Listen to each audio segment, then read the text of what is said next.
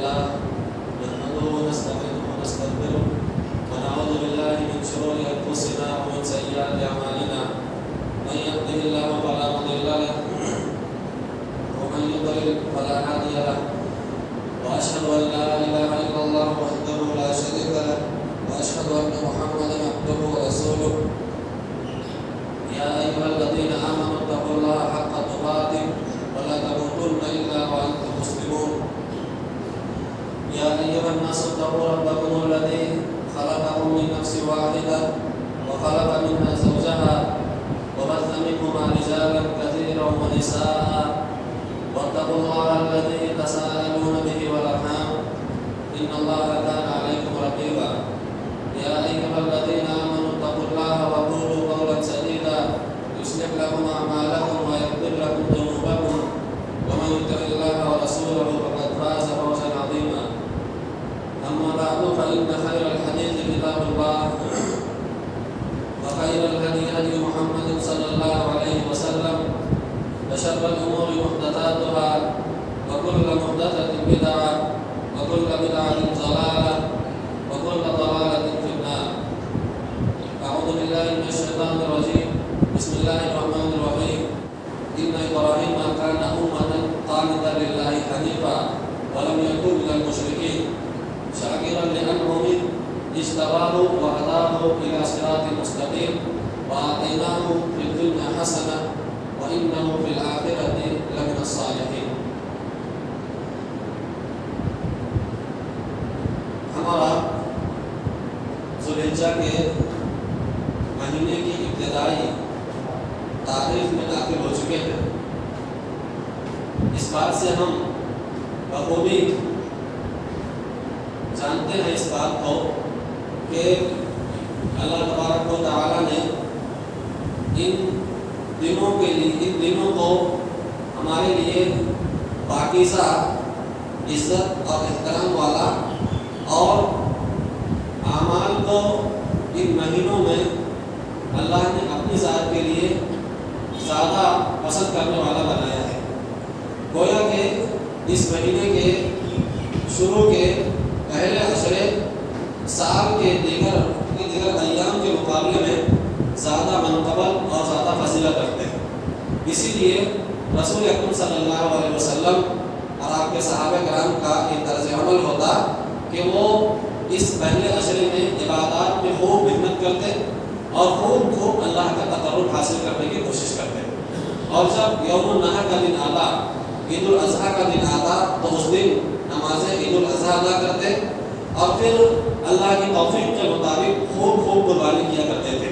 یہاں تک کہ رسول اکرم صلی اللہ علیہ وسلم کے بارے میں آتا ہے کہ آپ نے حجۃ الوداع میں جس سال آپ نے آخری حج ادا فرمایا، اس سال آپ نے حجۃ الوداع کے موقع پر 100 اونٹ اللہ کے راستے میں قربان کیے.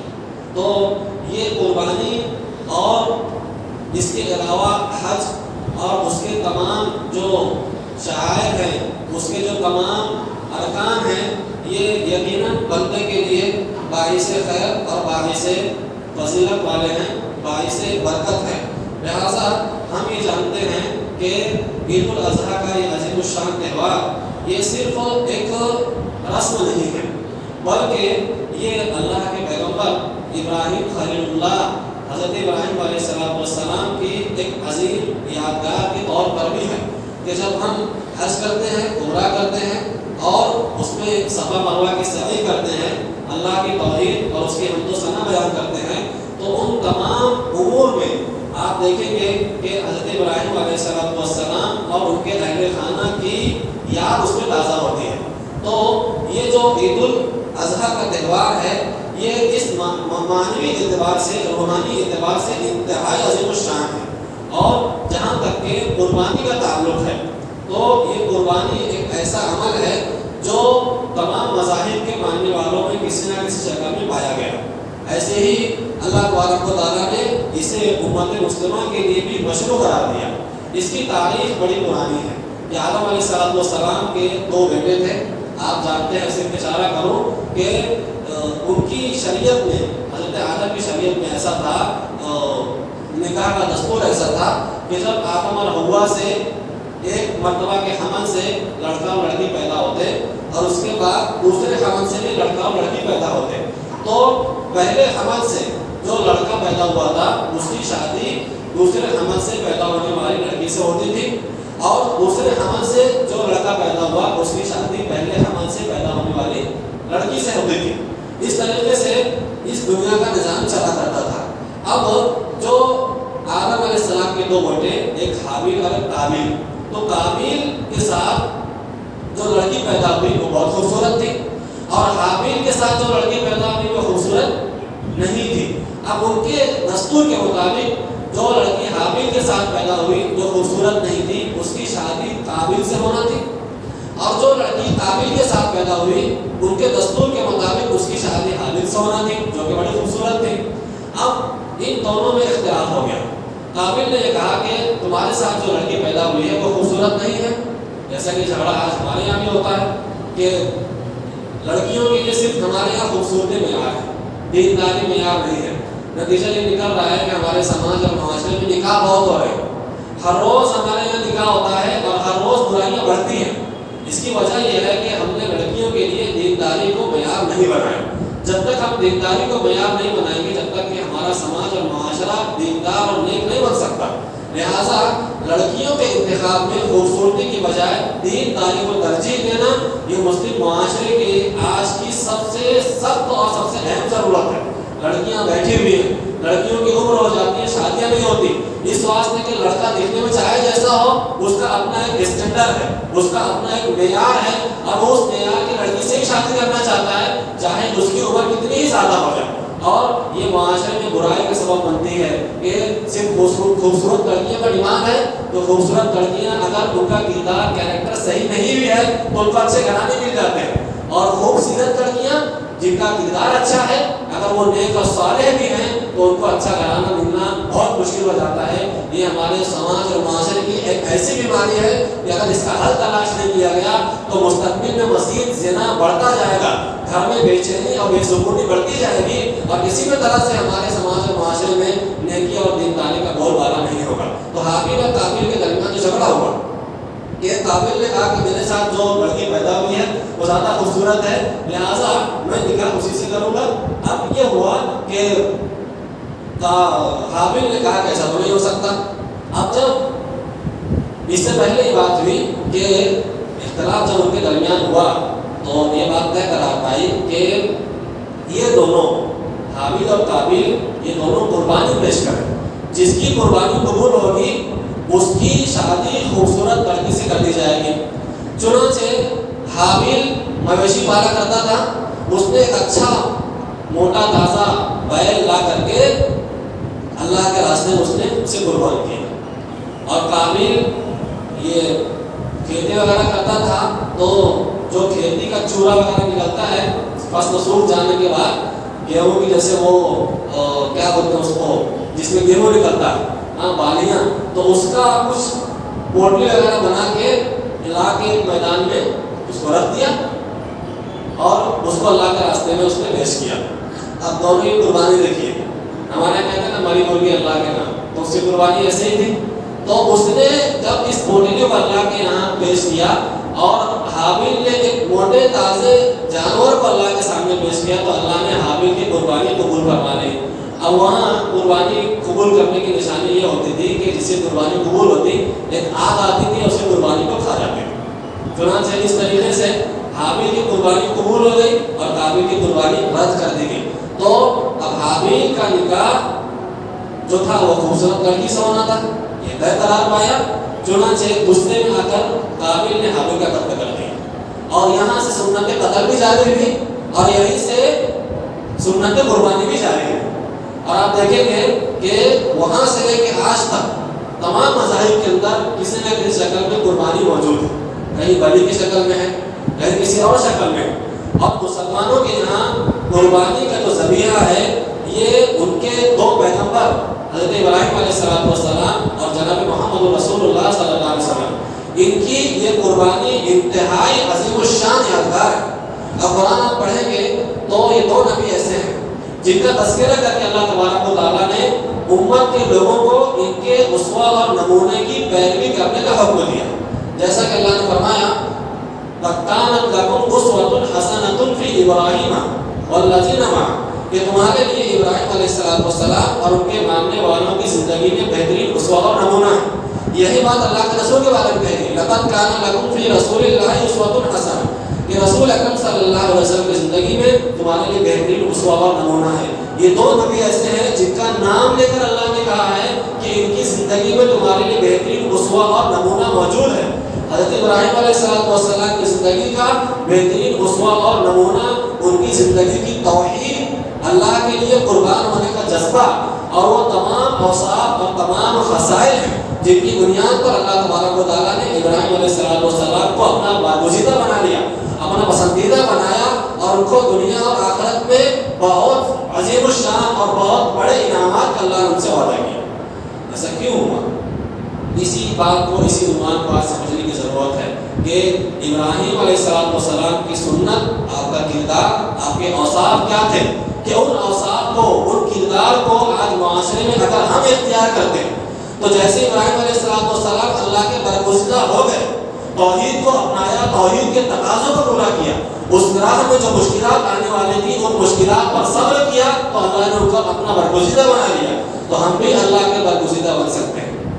جو بندہ توحید کو مانتا ہے تو توحید کی جتنی فضیلتیں بیان کی ہیں وہ تمام مسلمان توحید کی فضیلتیں مشترک ہیں، لیکن جب وہ توحید کے تقاضوں کو پورا کرتے ہیں تو وہ عام سے بھی خاص ہو جاتے ہیں، اور پھر اللہ تبارک و تعالیٰ ان کو اپنا برگزیدہ بنا لیتا ہے، پسندیدہ بنا لیتا ہے، دنیا اور آخرت میں اللہ ان کو اپنی نعمتوں سے نوازے کہ ان کو جو توحید کے ساتھ ساتھ توحید کے تقاضوں کو پورا کرتے ہیں۔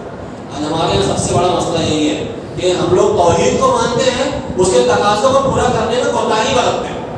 ہم اہل توحید میں سے غافل ہیں، نماز نہیں پڑھتے، اہل توحید میں سے ہیں، ہمارے توحید میں کہیں کی لچک آ جاتی ہے، معاشرے میں، سماج میں کوئی ہماری مخالفت کرے ہم نرم پڑ جاتے ہیں، ہندوؤں کا، غیر مسلموں کا کوئی تہوار آتا ہے تو ہم کاروباری تعلق نبھانے کے لیے ان کے یہاں مبارکباد اور اس طرح کے پیغامات بھیجنے لگتے ہیں۔ یہ ہے کہ ہم نے توحید کو اختیار کیا لیکن اس کے تقاضوں کو ہم نے نہ سمجھا نہ اس کو پورا کرنے کی کوشش کی۔ ابراہیم علیہ السلام کی زندگی ان اوصاف سے بھری پڑی ہے کہ آپ نے توحید کو اختیار کرنے کے بعد اس کے ہر تقاضے کو اللہ کے منشا کے مطابق پورا کیا۔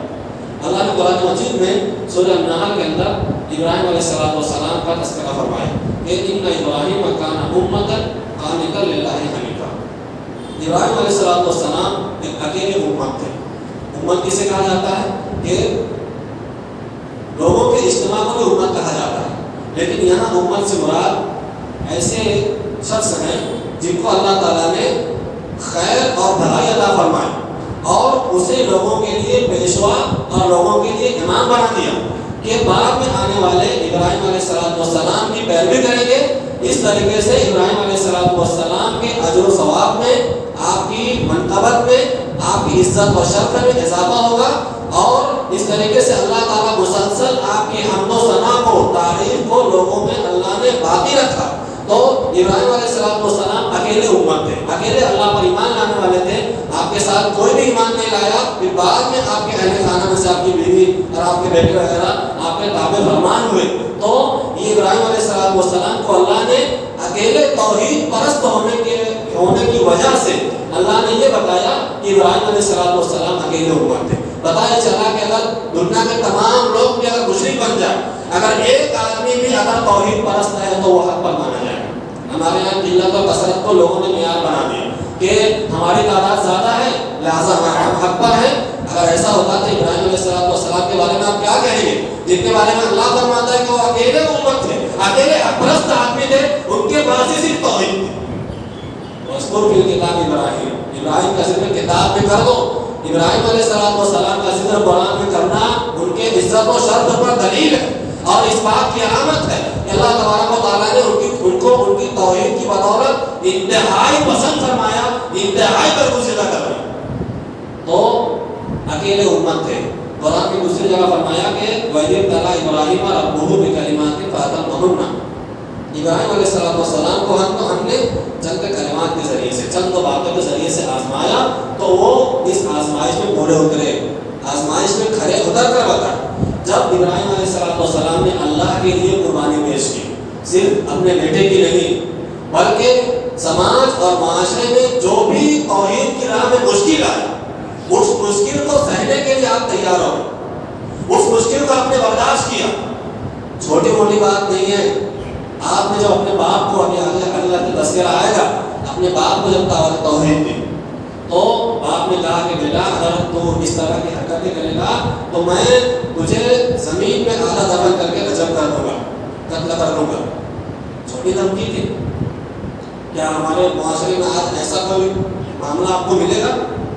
اللہ کے پیغمبر ہے، وہ کہہ رہے ہیں کہ میں جو بات آپ کو بتاتا ہوں وہ اللہ کی طرف سے بتاتا ہوں، لہٰذا آپ میری بات کو مانیے۔ تو باپ کہتا ہے کہ اگر اس طرح کی باتیں کرنا نہیں چھوڑے گا تو تجھے زمین میں آدھا دفن کر کے تجھے میں قتل کر دوں گا۔ کہا سلام دے ابا جانا آپ پر، آپ کو چھوڑ کے چلا جاؤں گا۔ کیا باپ بیٹے کا کیا رشتہ ہوتا ہے؟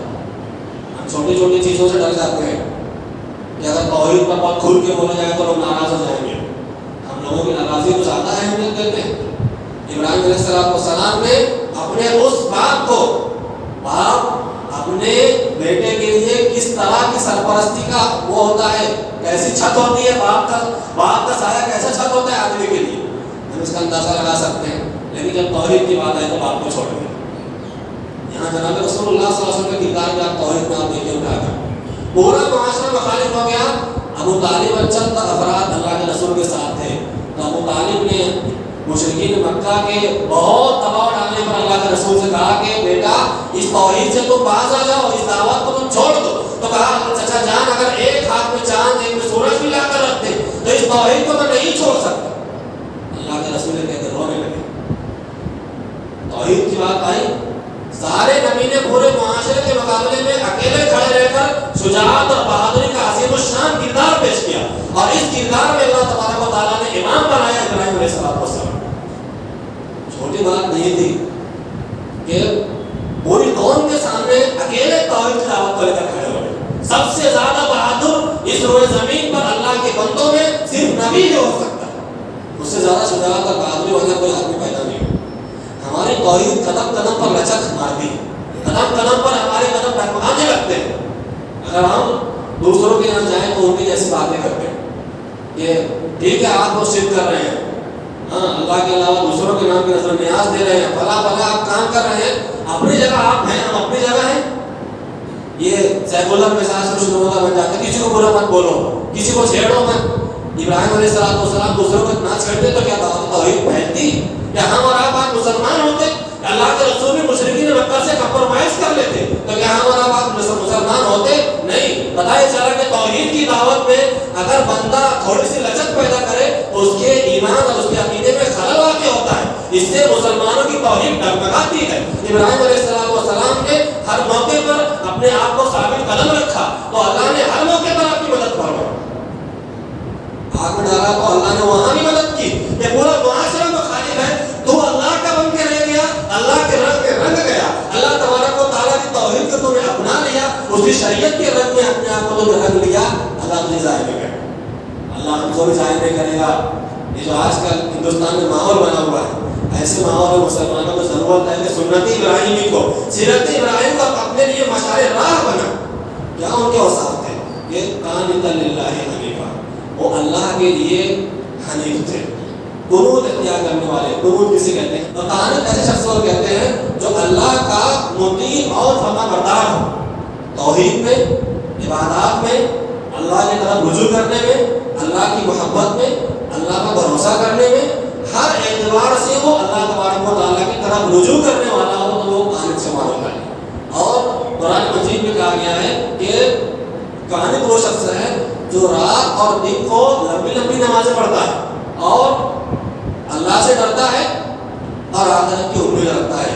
خیریت نے کہا کہ قانت قنوت عبادت میں تسلسل اور دوام کو مستلزم ہے، یعنی کہ وہ شخص قانت کرا پائے گا جو اپنی عبادات میں مسلسل ثابت قدم رہنے والا ہے۔ نماز پڑھتا ہے تو مسلسل پڑھتا ہے، روزہ رکھتا ہے تو اس میں دوام ہے، قرآن کی تلاوت کرتا ہے تو روزانہ کرتا ہے، اور صدقہ و خیرات کرتا ہے تو اس کو مسلسل کرنے والا ہے۔ جب وہ بندہ مومن مسلسل اللہ تعالیٰ کی عبادت میں اپنے آپ کو جما لیتا ہے تو وہ قانت شمار ہوتا ہے۔ ابراہیم علیہ السلام ایسے ऐसे ही फर्क थे। ये कहा कि हनीफा वो यकसू होने वाले थे। अहले इल्म ने लिखा कि वो अल्लाह की तरफ इस तरह मुतवज्जे हुए कि मुआशरे में जितना भी शिर्क था, जितने बातिल अफकार और जितने बातिल नजरियात थे, उन तमाम अफकार और नजरियात को छोड़ दिया और अपने चेहरे को सिर्फ अल्लाह की तरफ मुतवज्जे कर लिया। तौहीद में, अल्लाह की मोहब्बत में, अल्लाह की तरफ इनाबत करने में, कुर्बानी करने में और तमाम तर इबादत के अरकान में अपने चेहरे को अल्लाह ही की तरफ मुतवज्जे कर लिया। तो अल्लाह ने फरमाया कि वो हनीफ थे, यानी लोगों की तरफ मुंह फेर कर अल्लाह की तरफ यकसू होने वाले, अल्लाह की तरफ मुतवज्जे होने वाले। इसकी तारीख में अहले इल्म ने अलग अलग बातें लिखी। आज अहले इल्म ने ये लिखा कि इब्राहिम अलैहिस्सलाम हमारे यहाँ फ़रेब ख़ुवादा मुरमा की तरह यहाँ वहाँ झूठने वाले नहीं थे कि फला साहब साहिब सरवत साहिब दौलत हैं, उनके यहाँ जाओ तो उनकी जैसी बातें करो। फला मसलक के लोग उनकी तादाद बहुत ज़्यादा है तो स्टेज और मिंबर से उनकी रजामंदी वाली बातें करो। टीवी चैनल पर आ गए तो ऐसी बातें कर रहे हैं जिससे मुसलमानों को नुकसान पहुँच रहा है, दूसरों को फायदा पहुँच रहा है। ऐसे खसीस किस्म के ऐसे उलमा जो ज़मीर को फरोज करने वाले हैं और पूरे मुसलमानों की गैरत और इज्जत का नीलाम करने वाले हैं, इब्राहिम अलैहिस्सलाम ऐसे लोगों से कट कर रहने वाले, ऐसी मज़मूम सिफत से हमेशा दूर रहकर अल्लाह के लिए यकसू और अल्लाह के लिए मुतवज्जे रहने वाले। मतलब ये बयान किया कि इब्राहिम अलैहिस्सलाम ने जब अल्लाह की तरफ यकसू इख्तियार की तो माशरे में जितना भी शिर्क था, जितने बाकी नजरियात थे, अपनी ज़बान से उसका रद्द किया, लोगों को रोका, अपने आज़ा व जवारे से उसका बायकॉट करके बताया और जगह जगह जैसे जैसे मौका मिला वैसे वैसे शिर्क का मुकाबला किया। यहाँ तक कि जब ज़रूरत पड़ गई, हुज्जत कायम हो गई तो उनके बुतों को तोड़ने से भी परहेज नहीं किया। तौहीद का क्या, तौहीद में कैसा वो बुलंद थे, कैसा वो आला मकाम रखने वाले थे, इससे आप अंदाज़ा लगा सकते हैं। फिर कहा गया कि वलम यकुन मिनल मुशरिकीन, वो हरगिज़ शिर्क करने वालों में से नहीं थे। अपने पूरे माशरे से लड़ लिया, बाप को छोड़ दिया और वतन को छोड़ना पड़ा, सारी आसाइशें, सारा आराम, सब कुछ अल्लाह के लिए कुर्बान दिया और लेकिन अल्लाह तबारक व तआला के साथ कभी किसी को शरीक नहीं ठहराया। अल्लाह की तौहीद को इस तरह करार किया, उसको इस तरह माना कि इस सर को कभी किसी के सामने नहीं झुकाया। अगर ये सर झुका तो सिर्फ अल्लाह के लिए झुका। हरगिज़ वो शिर्क करने वालों में से नहीं थे। इब्राहीम अलैहिस्सलाम की सिफत में हम फरमाएं, अहले इल्म ने कुरान की दूसरी आयत में वल्लज़ीना हुम बिरब्बिहिम ला युशरिकून, वो अहले ईमान जो अल्लाह ताला के साथ किसी को शरीक नहीं ठहराते। उसकी तफसीर में लिखा है कि जन्नत में जाने वाले लोगों की सबसे जो पहली सिफत होगी, सबसे आला और अरफा सिफत होगी, वो ये है कि वो अल्लाह के साथ किसी को शरीक नहीं ठहराते। अब हमारे कदम कदम पर शिर्क मौजूद है और मुसलमानों को ज़रूरत है इस बात की कि मुसलमानों को इस तौहीद की दावत दी जाए। तो जब तौहीद की दावत दी जाएगी तो लोग आपके मुखालिफ होंगे, लोग आपसे सौदेबाजी करने की कोशिश करेंगे, आपका समाजी माशरती बायकॉट करेंगे, आप यहाँ शादी ब्याह नहीं करेंगे, आप यहाँ कारोबारी मामलात में खलल पैदा करेंगे। लेकिन जो बंदा अल्लाह के लिए यकसू होता है, शिर्क से दूर होकर तौहीद पर साबित कदम रहता है, तो हर तरीके से अल्लाह ताला उसकी मदद फरमाता है। गैब से अल्लाह ताला ऐसे असबाब पैदा करता है कि नेक लोगों के दिलों में उसके लिए मोहब्बत पैदा हो जाती है, लोगों के दिलों में उसके लिए हमदर्दी पैदा होती है और गैबी एतबार से अल्लाह तबारक व तआला उसके कारोबार में और उसके दीगर मामलात में उसकी मदद फरमाता है। कब? जब वो शिर्क नहीं करता, जब वो तौहीद की दावत देकर खड़ा होता। यहाँ से एक बात ये मालूम होती है कि इब्राहीम अलैहिस्सलाम अकेले थे, आपने खिलाफत का ऐलान नहीं किया, खिलाफत की तरफ लोगों को दावत नहीं दी, जैसा कि बात लोगों का मनहज है, इब्राहीमी मनहज, मोहम्मदी मनहज और तमाम रसूलों, तमाम पैगंबरों का मनहज ये है जो लोगों को तौहीद की तरफ बुलाया जाएगा, ना कि इस्लामी खिलाफत की तरफ, ना कि हुकूमत कायम करने की तरफ। अगर ऐसा किया जाए तो शर व फसाद होता है। लिहाजा अंबिया किराम की ज़िंदगी देखेंगे तो बुनियादी तौर पर आपको उनका मनहज ये मिलेगा कि वो लोगों के अल्लाह ताला के तौहीद की तरफ लोगों को बुलाने वाले थे। फिर फरमाया कि वाक़इना फिद दुन्या हसन, जब उन्होंने अपने आप को अल्लाह के तौहीद के लिए वक्फ कर दिया तो अल्लाह ने उनको दुनिया में खैर व भलाई अता फरमाई। व इन्नहुम फिल आखिरति लमिनस सालिहीन, और वो आखिरत में भी नेक और सालिह लोगों में से होंगे। कैसे अल्लाह ने खैर व भलाई अता फरमाई? व इज़ जअलना बैता मसाबतन लिन्नासि व अमना, हमने इस घर को, बैतुल्लाह को लोगों के लिए मरजा करार दिया, बार बार आने की जगह बना दिया कि उनका दिल वहाँ पे अटका रहता है। वहाँ जाने के बाद वो अपनी मुसीबतों और परेशानियों का हल अल्लाह के यहाँ तलाश करते हैं, दुआ और मनाजात करते हैं। अल्लाह ने इब्राहीम अलैहिस्सलाम के जरिए से इस खाने काबा की तामीर फरमाकर उनकी मिल्लत को जिंदा किया, उनके तरीके को और उनकी हालात को बाकी रखा और लोगों के दिलों को उनकी तरफ, उस घर की तरफ जोड़ दिया, जिससे बार बार हर साल बैतुल्लाह का हज करके लोग इब्राहीम अलैहिस्सलाम की याद को ताज़ा करते हैं। उनके बेटे के पैर से जब उन्होंने कुर्बानी पेश की कि अल्लाह ने कहा कि उस वादी में जहाँ ना कोई पानी है ना कोई शरीर परिंद है, अपनी औलाद को, अपनी बीवी को वहाँ छोड़ दो, तो अल्लाह के लिए छोड़ दिया। अल्लाह पे भरोसा किया, पानी का एक चश्मा ऐसा जारी हुआ जो क़यामत तक नहीं सूखेगा। उसके बारे में हदीस में आता है कि पूरी दुनिया के लोग अगर उस ज़मज़म के चश्मे से फैज़याब हो जाएं तो उसका पानी नहीं सूखेगा। ये अजीम शान यादगार इब्राहीम अलैहिस्सलाम को अल्लाह ने इस तौहीद पर कुर्बानी देने की वजह से, सब्र और सबात करने की वजह से, अल्लाह के लिए अपने आप को मिटा देने की वजह से मिली। कि जब अल्लाह ने हुक्म दिया कि असली मुसलमान हो जाओ, तो तौहीद में, मोहब्बत में, इनाबत में, अल्लाह की तरफ रुजू करने में, हर तरह से तौहीद के तमाम तकाज़ों को पूरा करने में वो मुसलमान हो गए। आज हम ऐसा इस्लाम नहीं चाहते। हम ऐसा इस्लाम चाहते हैं जिसमें लोग भी खुश रहें। हम ऐसा इस्लाम चाहते हैं कि एक आदमी अगर मस्जिद में नमाज पढ़ता है, ईद उल अज़हा में कुर्बानी करता है, उसके बाद में वो दीगर मवाक़ित से शिर्क भी करता है। ईद उल अज़हा में अल्लाह के नाम की कुर्बानी दी और दीगर मौके पर वो गैरुल्लाह के नाम की कुर्बानी पेश करता है। दीगर मौके से वो शिर्क कर रहा है, अल्लाह की इबादत कर रहा है, अल्लाह के सिवा औलिया, सुलहा, अंबिया और फरिश्तों, इनसे भी मदद मांग रहा है, जिनों से खौफ रख रहा है, जिनों से, शयातीन से जादू टोना करके जो लोग मदद हासिल करते हैं, वो भी अल्लाह के साथ शिर्क कर रहे हैं। तौहीद के नाम पर, कुर्बानी के नाम पर मिल्लत इब्राहिमी को वो रस्मन इस ईद उल अज़हा में अदा करते हैं, लेकिन इसकी रूह को उन्होंने फरामोश कर दिया।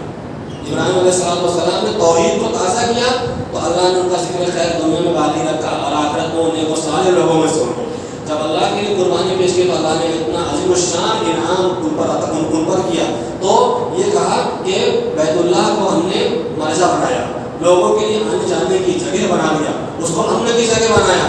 उसके बाद कहा कि इसकाल रब्बुहु अस्लिम क़ाल अस्लमतु लिरब्बिल आलमीन, कि अल्लाह के लिए मुसलमान हो जाओ, ताबे फरमान हो जाओ, तो अपने आप को अल्लाह का ताबे फरमान कर दिया। हमें भी ऐसा अल्लाह का ताबे फरमान करने की ज़रूरत है। यहाँ पर वलम यकुन मिनल मुशरिकीन, इब्राहीम अलैहिस्सलाम मुशरिकीन में से नहीं थे, और जो लोग शिर्क नहीं करते उनकी तारीफ बयान की जा रही है। उसकी तशरीह अहले इल्म ने लिखा है कि इससे ये मालूम होता है कि बंदे को शिर्क असगर और शिर्क अकबर के साथ साथ शिर्क असगर, छोटा जो शिर्क होता है, उससे भी दूर रहना चाहिए और अपनी नफ्सानी ख्वाहिशात की पैरवी से भी दूर रहना चाहिए।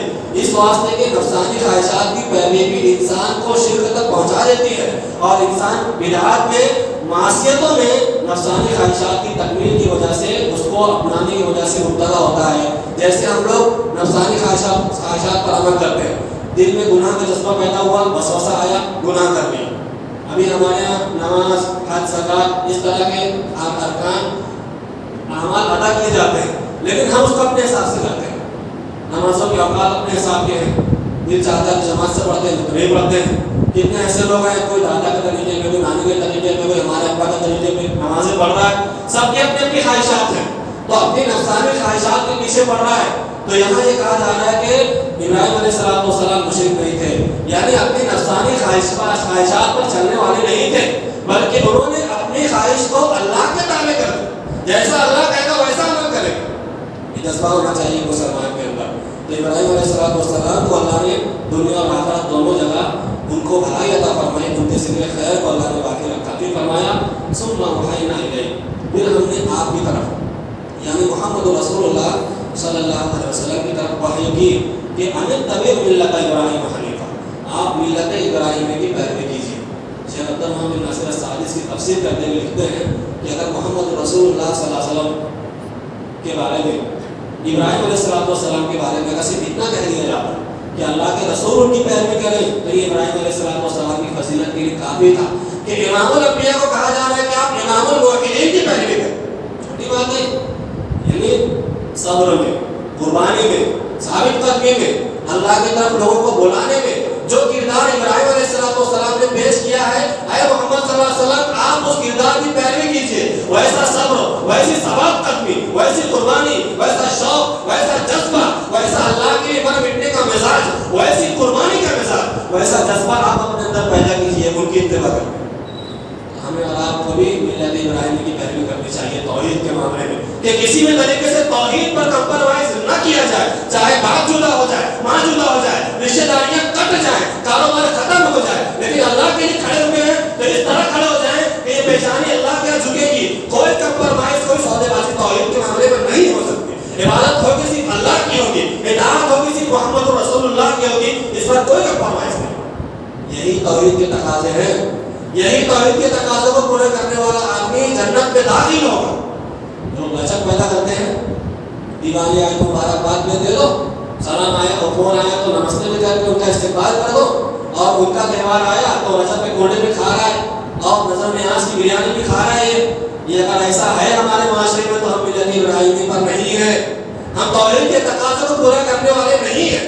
ہم صاف صاف کہیں کہ ہم اس کو ناپسند کرتے ہیں۔ ہاں، ہمت عملی ہونی چاہیے، اچھا انداز ہونا چاہیے، نرمی سے بات کرنی چاہیے، یہ سب اپنی جگہ ہے، لیکن ملت ابراہیمی یہ ہے کہ آپ اللہ کے توحید پر ڈٹ جائیں، قائم ہو جائیں، اس کے کسی طرح کی نرمی اختیار نہ کریں۔ تو پھر فرمایا گیا وما کان من المشرکین، ابراہیم علیہ السلام مشرکین میں سے نہیں تھے، جیسا کہ بعض مشرکین کا یہودیوں کا دعویٰ تھا، مشرکین مکہ کا دعویٰ تھا کہ ہم ابراہیم علیہ السلام کے پیروکار ہیں، تو آپ ان کے پیروکار ہیں، تو بتایا گیا کہ وہ مشرک نہیں تھے، تو آپ بھی اگر پیروکار ہونے کے دعوے دار ہیں تو آپ کے اندر بھی شرک نہیں ہونا چاہیے۔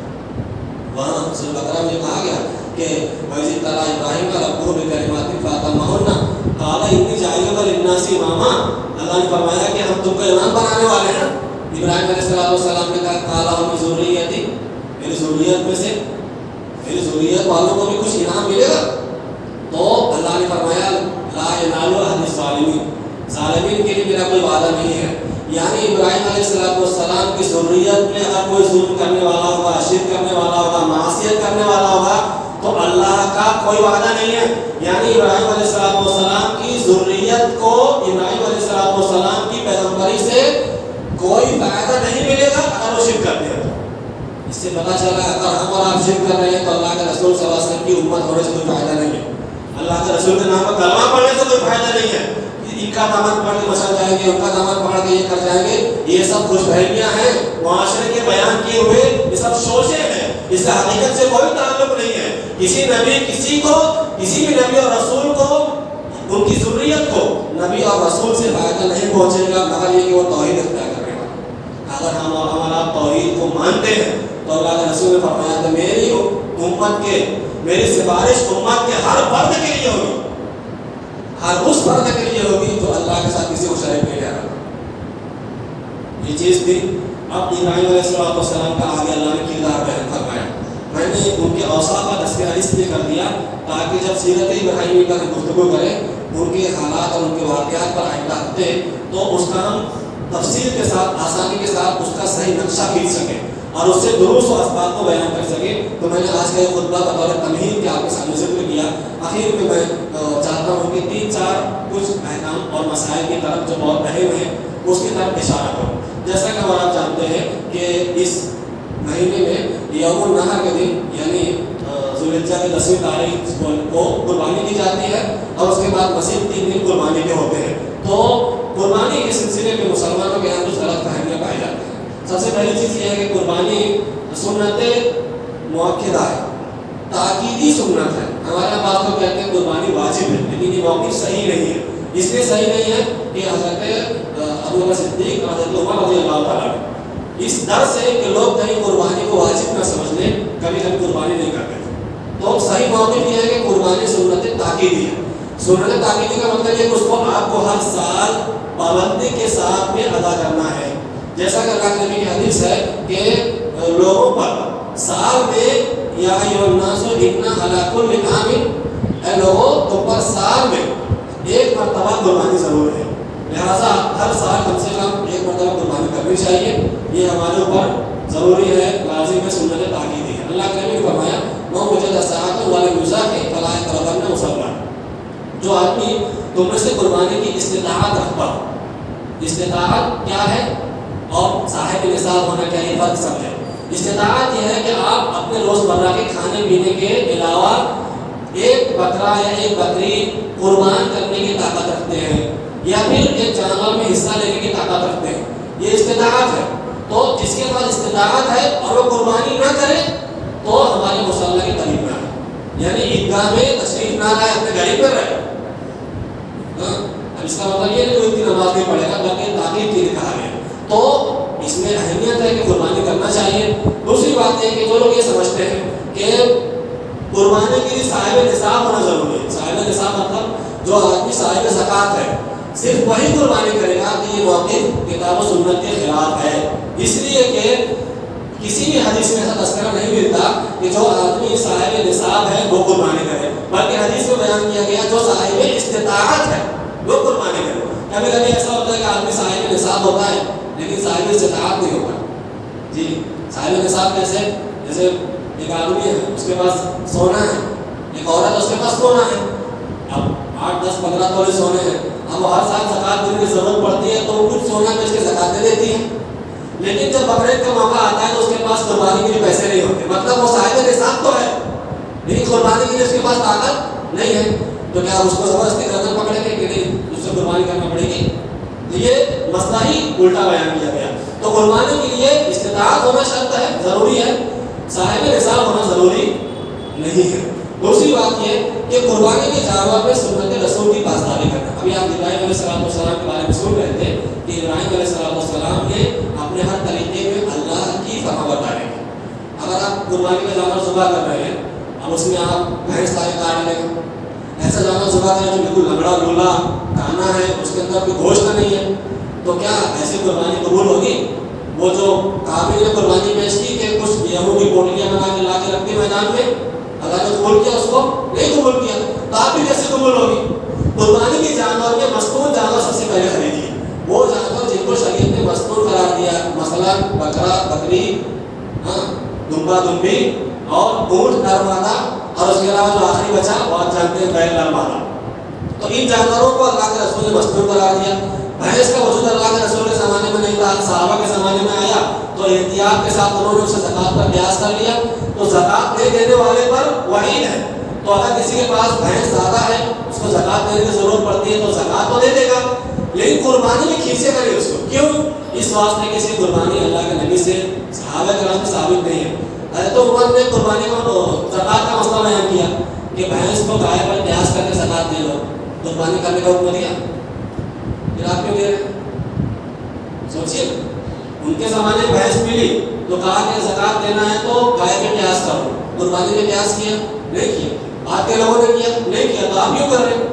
تو ہم جب اللہ کے راستے میں قربانی پیش کر رہے ہیں تو مستور جانور کی قربانی پیش کریں، یہ ہمارے لیے ضروری ہے۔ ایسے ہی بعض لوگ ان جانوروں میں جیسے اونٹ ہے یا اونٹ، اس کے علاوہ گائے وغیرہ، اس کے 7 حصے ہوتے ہیں، تو اس میں عقیقے کی شمولیت کرتے ہیں کہ ایک جانور ذبح کیا، اس کے 7 حصے ہیں، تو ایک حصہ فلاں کے نام کا، دوسرا حصہ فلاں کے نام کا، اور 2 حصے فلاں کے عقیقے کے، تو اس طرح سے قربانی کرنا صحیح نہیں ہے۔ امام احمد بن حنبل سے پوچھا گیا کہ کوئی آدمی قربانی اور عقیقہ ایک ساتھ کرتا ہے تو کیا قبول ہوگا؟ کہا کوئی ایک مانا جائے گا، یا تو قربانی مانی جائے گی یا تو عقیقہ مانا جائے گا۔ کیوں مانا جائے گا؟ اس لیے اللہ کے رسول نے کہا کہ فلاں مع الغلام عقیقہ، ہر بچے کے ساتھ عقیقہ کرنا لازم ہے، فَأَحْلِقُوا عَنْهُ دَمًا، لہٰذا اس بچے کی طرف سے ایک خون بہا، یعنی ایک اکے جانور پر دم کا لفظ بولا جاتا ہے، تو اس کا خون بہانا یہ عقیقے میں ضروری ہے۔ عقیقے میں حصے داری نہیں چلتی، قربانی میں حصے داری چل جائے گی۔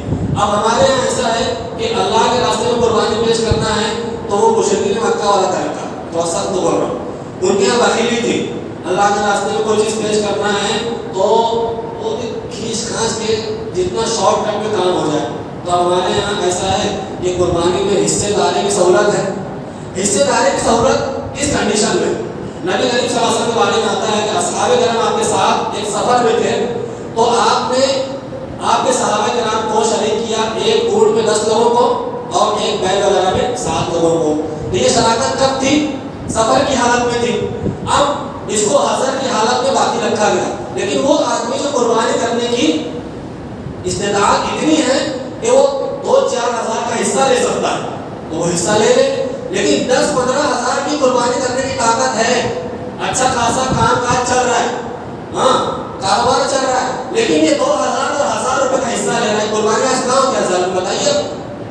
آج کی کنڈیشن میں اگر آپ کوئی اچھا جانور خریدنے جائیں جو بکرے بکری دمبا دمبے کے علاوہ ہو تو 20,000 سے نیچے ایسا جانور آپ کو نہیں ملے گا جو قربانی کے لائق ہو. یہ میرا تجربہ بتا رہا ہوں.